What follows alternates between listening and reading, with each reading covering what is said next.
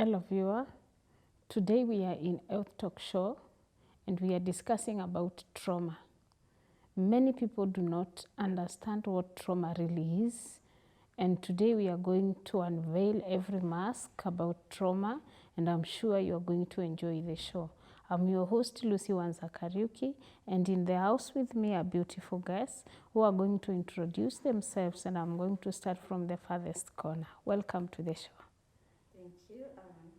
Viewers, hope you are all well. I'm Jane Karaja. I'm a nurse psychologist, and I'm also a trauma counselor. I work in a trauma situation. As well, I am a certified mediator. Thank you so much, Jane. Welcome to the show. Yes. My name is Helen Kanjagwa, and I'm a psychologist by profession, and I'm happy to be here today. Thank you so much for availing yourselves to help the viewer to understand what trauma is. Ellen, kindly introduce us to trauma. Okay, when we talk of trauma, Yes. we basically refer to psychological distress in response to a traumatic or stressful event.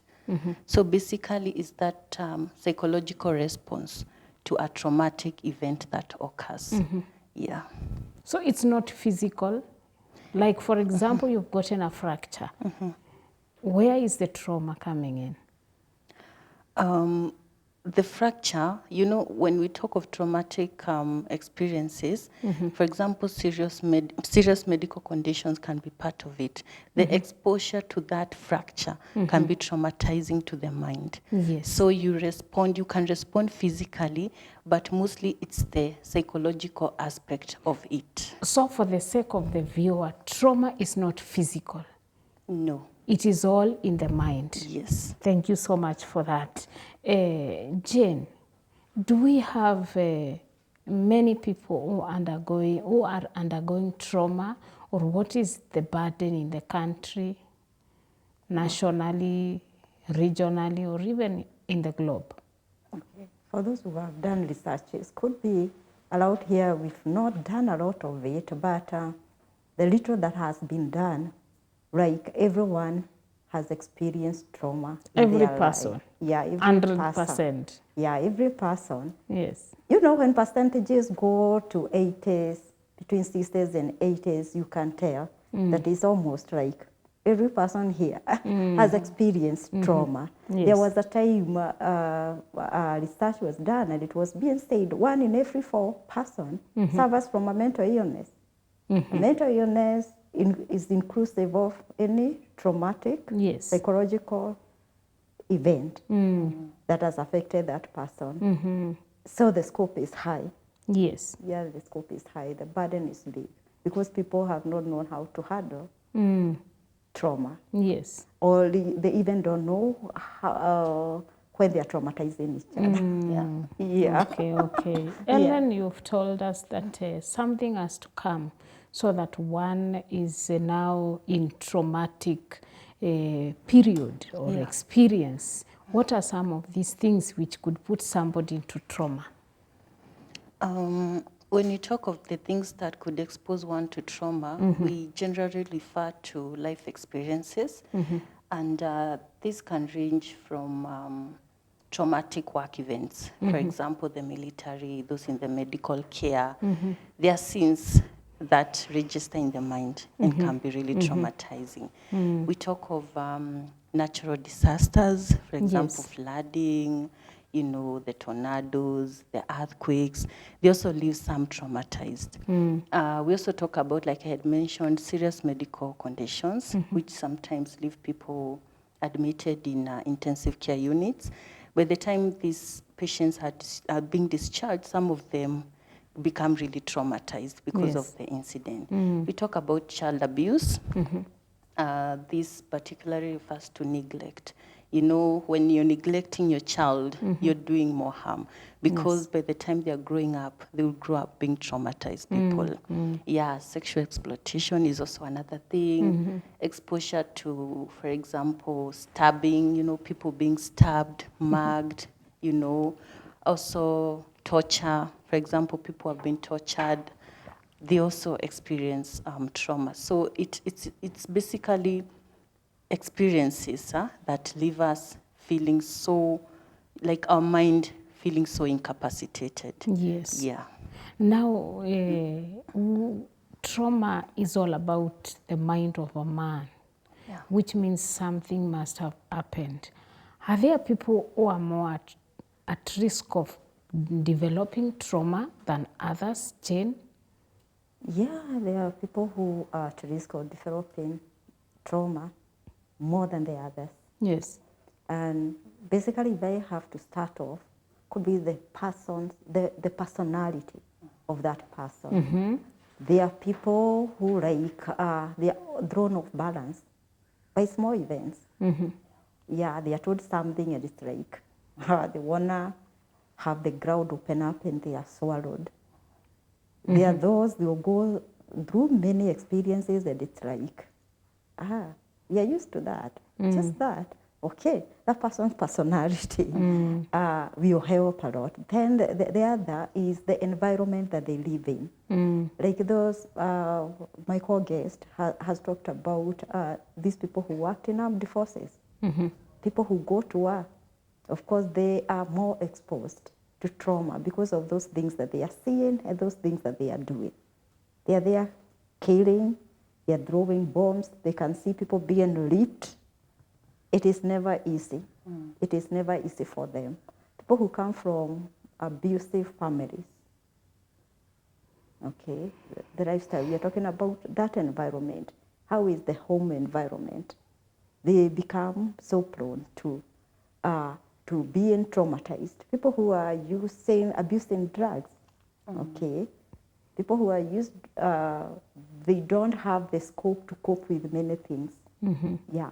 Somebody's age, like you are, we would say of children, teenagers, they get traumatized easily because they are not well physiologically grown to be able to handle such issues, difficult situations or any challenging situations. Okay, some of, those people who work in hospitals, yeah, they're used to seeing people being injured, people who are very sick. Yeah. They get injured. There is what we call vicarious trauma.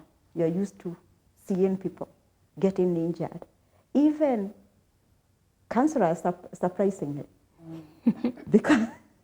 because of hearing people's stories, traumatic stories. So there are many situations. There are many situations out there that make people be prone to having psychological trauma more than the others. Yeah. Yesterday I met a man who is a retired Air Force officer. Yeah. And he was speaking about something that happened in 1982. And he was there, he experienced it. Then he told us that he himself survived what he saw that time because they were on duty, they did a lot of things. But one of their colleagues, after 2 years, went into depression and died before retirement age. Then I was asking myself, you're used to this work. That was not the only time you as an Air Force officer was on duty. Why this particular time? Why this particular time? I'm telling you. Yeah, why did he have to suffer from depression alone and not the others? Yes. We started off by saying, people's personality, the way they handle issues. There are those who handle, the way you internalize, the interpretation that you make about an issue. Yes. Could be when they were going through that, the person did not have a lot of support. Could be they are these quiet personalities who, like, they are quiet. They rarely share their experiences. And so all that can lead to some people having depression over issues and others not experiencing the same. Yeah, so those are some of the factors. Yeah, that person had to get depressed and die from the depression. Yes. And the other one survived. They are To survived. tell the story, Yes. like normally, casually. Like nothing happened. Like nothing happened, Yes. but only has memories. Yeah. And maybe in addition to that, lack of support system. When you get, you experience a traumatic event, the best way you can handle it is having support.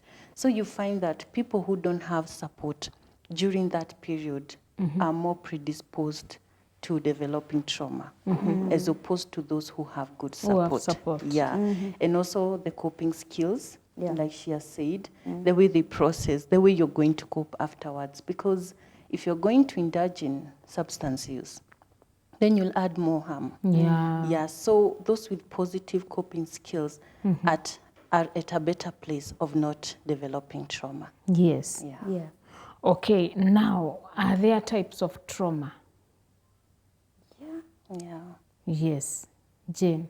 Yeah, there are some types of trauma, and one of them we could call it an acute trauma type. That is a SIGO, when one experiences a SIGO event, they throw them off balance, a SIGO event. And then we have a chronic type of trauma, whereby one has faced so many traumatizing events throughout life, different, and like occurring throughout.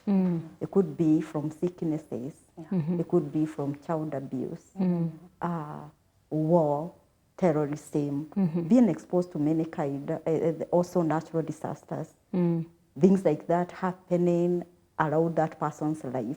They end up having the chronic type of trauma. We also have a complicated type of Yes. trauma, whereby those who are causing the trauma, or those events that are really distressing you and they are disturbing, they are people who are close to you. You are living with There are them. things there are things around you like every day. Yeah, yeah. And the issues that you are facing are being caused by people who are close to you, like spouses, children. Yeah. It becomes so complicated because like you feel like you are caged. You can't run away from whatever you are experiencing because it is being caused by somebody who is beneath to you. You cannot run away from. Could be your spouse per se at that time. Yes. And you feel like you are caged. So it becomes complicated. And then we also have vicarious trauma. We had mentioned it earlier, whereby you are getting psychologically affected by helping those people who are in problems. Yeah, like those people who are in war, those people who are working in hospital setting, like I said about counselors, listening to people's stories and events, particularly those who handle trauma counseling. Yeah, some of the types of trauma. Yes. Yeah. Now, with those vicarious, with those complicated, what will really tell you? Because now a counselor, when you're sitting down, someone will come with a lot of things. Some may not even know what they are going through. But you as a counselor, you have to diagnose. You have to call it a name. You have to call it depression. You have to call it trauma. You have to call it which other name. What will make you, Ellen, to tell me that I have trauma and not depression and not schizophrenia or any other mental disorder? Okay. That is what we call now diagnosing. Eh? Yes. And as psychologists, we have what we call our Bible, which is the DSM, or rather Diagnostic Statistical Manual of Mental Disorders. So we have the book that we use. Yes. And it has the criteria outlined there. Yes. From the duration, from the symptoms. It has like the criteria that we follow. Everything that the patient says. Yes. In addition, we also use assessment tools. There's a common one, which is the trauma screening questionnaire. So if they score around 6 positive responses from the 10, then you are able to say that this person is traumatized. So the DSM, which is either DSM-4 or 5, and the assessment tools can guide you in making a diagnosis. Yeah. And you've said these tools which you use will capture several areas. Yeah. You've said there is symptoms. What else is the tool capturing? The duration. Yes. What else? It's basically the emotional Yes. and physical response to that response to the event.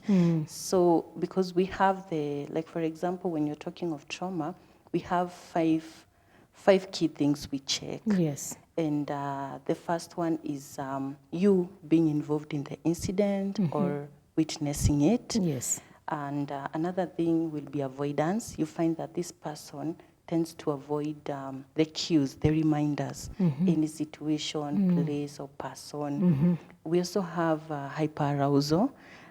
You find that they might experience hypervigilance. They are always, ready for anything. Yes. The startled response. We also have intrusion. Intrusion basically refers to the unwanted thoughts or dreams, So you find that when this client is coming, they might report having nightmares, which revolve around the traumatic event, or sometimes flashbacks. They just there and then they re-experience it. They feel like it's reoccurring again. And lastly, there's the altered mood and cognitions. So you find that when they're telling their story, they might miss very important aspects, or sometimes exaggerate to an extent of blaming themselves for the event. And also, as far as the mood is concerned, they are unable to experience positive emotions. These are people who will be so sad, sometimes they just so irritable, they're unhappy. So those are some of the key things that we will check. Yes. Yes. And then after all that, you will realize that there is a way this person, before coming to you, was responding to the trauma. Jen, what are some of the responses that people come with following traumatic experiences? Okay, at times, by the way, it's like a sheer miracle for somebody who has been experiencing trauma for a long time to be able to know that there are things that have become abnormal for me. Yes. Right? Like somebody becoming hypervigilant, like you are always on alert. Like if something drops and it's like you want to run away, right? So for them to come to realization, to be aware that something is wrong with them, at times it's a blessing, it's the sheer miracle. Others will have been brought by other relatives. They will come, they are the ones who will have observed the various signs and symptoms my co-guests have talked about. And then now, when they come, we don't, most of the time, they will have tried other means of coping or trying to understand themselves, but those means you have failed. And some of the things you have tried could be is to pray, to talk with their friends, but they don't seem like to get it right. Yeah, they don't seem to get it right. They don't seem to get out of whatever they are suffering from. And so their escaping route actually is to be able to see a mental healthy person. Yeah. So people react differently. That is how we can say it. Yeah, people react differently. Yes. People react differently, depending with the experience that they had. Yes. Depending with the experience, depending with their personality, depending with the meaning that they are making with the event that they had. There are those things that you may observe physically, adding to that. You see somebody is usually anxious. You may find somebody anxious, shaky, restless, irritable, you know, looking at them, you find them quite sad. Some of them have gotten to a place where they are not even well orientated about themselves. Yeah, they may not even be knowing where they are. Yeah, they may not even, like, there is a person who said somebody gives birth and then they are denying that they are the ones who delivered. That's a form of trauma. It's a form of psychological trauma. So they come presenting in many ways. Some are so numbed, they don't want to say anything. They have come for help and they are not able to narrate about themselves. So you've said that we can give these responses some names, some common names that we have in the communities, like anger, fear. Yes. You just find somebody is afraid of everything, everybody, and is just there. Yeah. Then you said that it depends on the experiences. On the experience. So what are some of these experiences that will make me start running alone, having those experiences of trauma? Helen? Okay, I would say... I know you had mentioned some, yeah. but you can add on what you've said. Okay. Yes. Like, for example, let's talk about serious road accidents. Yeah, that is an experience that is really, you know, it's serious. It's a serious experience for some people because probably they got amputated as a result, you know. Yes. Probably they lost their sight. Probably they lost their loved ones as a result. So you find that there are those experiences that will really leave someone traumatized. And then another thing maybe that will determine how the trauma will be processed is the past life experiences. You know, you find that there are people who experience a lot of issues in life, a lot of stressors in the past. Maybe divorce was there, they have a health condition, maybe they lost a child, and then now here they are with this serious road accident. So processing it might be hard for them as opposed to someone, probably the road accident is the first traumatic thing they're experiencing. Yeah, so there are various issues that can really leave someone traumatized. And also the sexual abuse, that is one of the cases that we deal with the most. Yeah, because these girls, they end up making very bad choices in the future as a result. They're unable to get, you know, to cope with the situation. Yes. Maybe it happened even when they're only 5 years old. But 30 years old, they're still reliving the moment. They're still reliving the moment, which now comes to even affect their marriages. So yeah, there are very serious experiences that can leave one traumatized. But again, as my co-guest says, it depends with also your personality, you know, your ability to cope, in short. Yes. Yes. You know, this reminds me of a story which I saw it being aired on one of the online channels. And it was capturing a lady. Everybody saw it on social media of the bus, which sank somewhere with so many people. So this lady was in the bus. But what happened, she left something in her car because she was narrating the story. Then when she came back, they forgot that she had gone to pick something and left her. So she was shouting, wait for me, wait for me. The bus entered in the waters. And she saw it drown.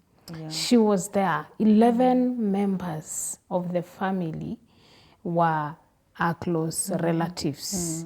Then now here, she has so many children of the late. And I listened to the lady and I was asking myself, how is she going to cope? Now she is going back to the river. Like, are they still there? And I looked at it like, if I was the one, how could I react? And some of the people who were watching the channel were even crying. Now that kind of a trauma, I know we are coming there. For how long can it take? Yes. Yeah. Jane. Trauma. Yeah, trauma at times can take a long time, depending on how that person was helped to cope with it. Although now when it goes to beyond 2 years, it may become something.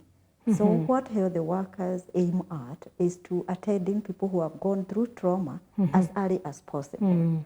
In fact, even when they are attended within the first 3 days, the first 72 hours, they are able to cope better with the traumatic situation than somebody who will be left to be attended much later.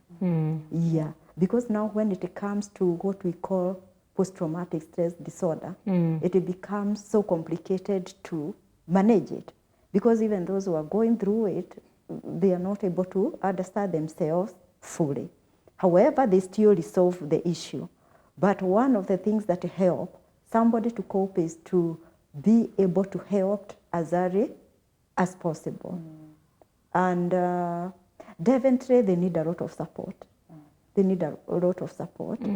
Support in terms of, you know, there are those questions that you ask. Yes. How have you been feeling about it? What are the thoughts, you know, that occupy in your mind over these issues? Those simple questions help you know how the person is processing the trauma. And through that, then you are able to help. Do they have irrationality over the experience? When they talk about it, you know, when you ask those simple questions of how they are processing, how they are feeling, the thoughts that are occupying their minds, what have they been doing of it? Like now, how you are citing that lady going to the river to check whether they can still get their relatives alive. That is an irrational behavior. And so they are supposed to be brought into a level of understanding that they are no longer there.